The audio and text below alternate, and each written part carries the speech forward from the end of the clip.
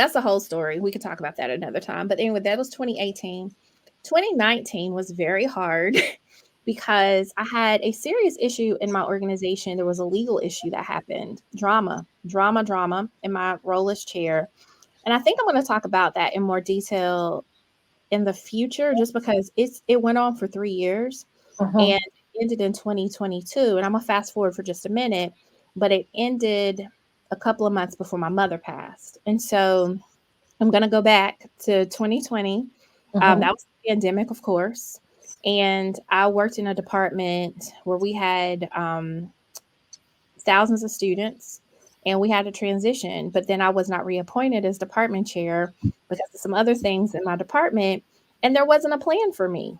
So I moved my family. I did so many things and I had to figure out what my life was going to be in the middle of a pandemic as I took care of my mother. Um, and as life just continued. So, man, there's a lot there. When I There's a tell you I was crying, I would be on presentations doing my job. I would not be able to sit without crying. Like people would ask me questions, podcast interviews, academic talks.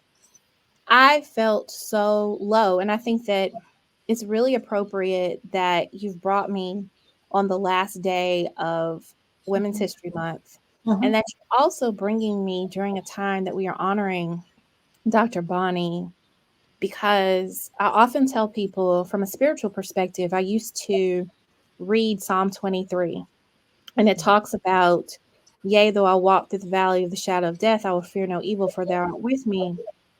And I am a woman of faith, but I felt very lonely. And I said, only when I went through what I went through did I understand what the valley of the shadow of death meant.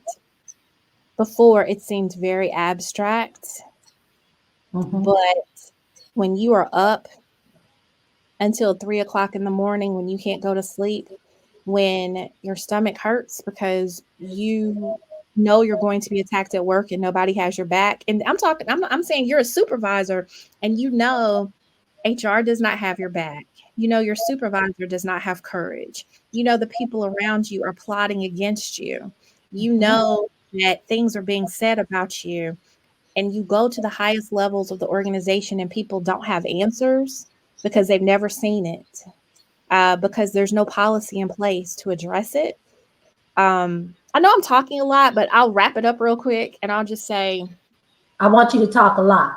okay, thank you. Because my aha is this, and I think this has only happened to me this within the past couple of months, especially after the death of Dr. Kendia Bailey, after the deaths of our sisters last year, Temple, Dr.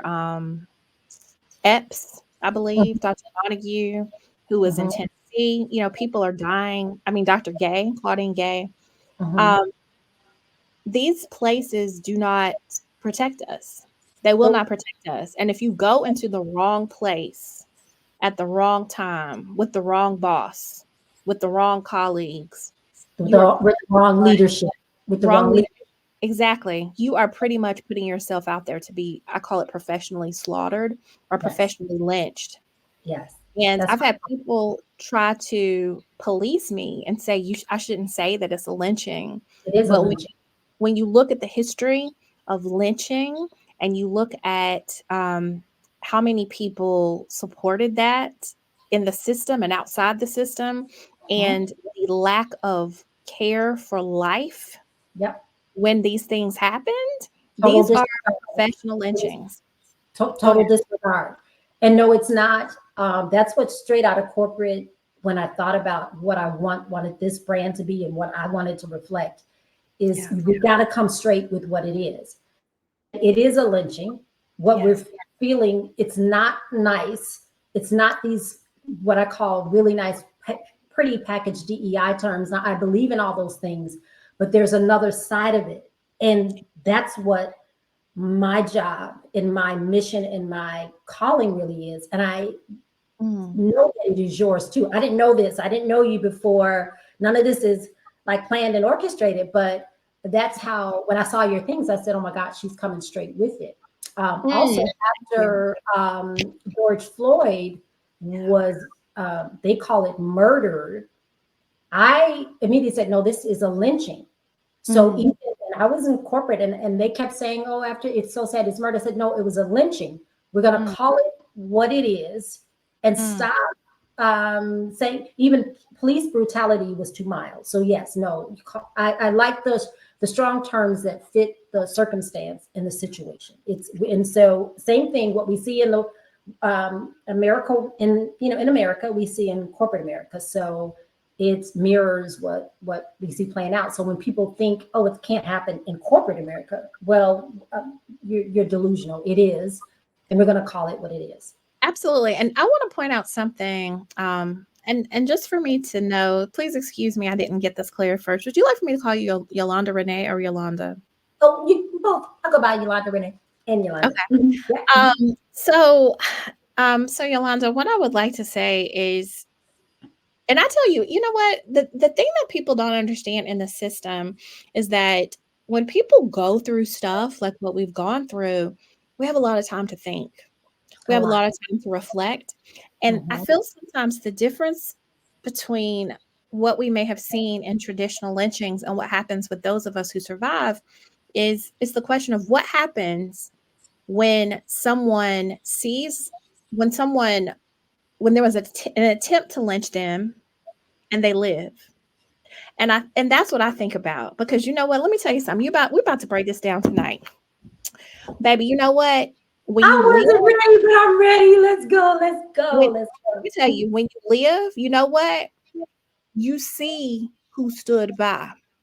When you live through a professional lynching, you know who was plotting. You know who took advantage of your demise and your slaughter.